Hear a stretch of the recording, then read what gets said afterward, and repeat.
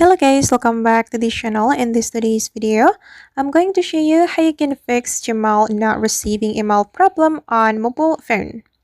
Okay, let's get into it guys. First thing first, of course, you have to open your Gmail application. And after you have opened the Gmail application, you can go to the spam folder. You can check your spam folder by clicking on the three lines and then just select the spam.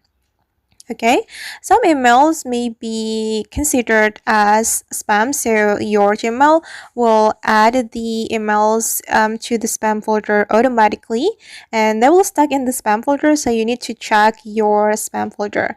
But if you have checked your spam folder and then there's still no email right there, you can check your storage. You just need to click on your profile and then go to the storage. Just click on the storage used and you can check it whether your storage is full or not. And as you can see guys, my storage is almost full, so I need to clean up space or get storage, and you can choose it. Either you want to clean up your space or get storage. This storage will affect your email. The full storage will make your Gmail can't receive email anymore, so you need to upgrade it or clean up space.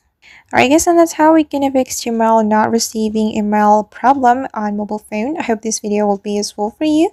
Thank you so much for watching and see you in the next video.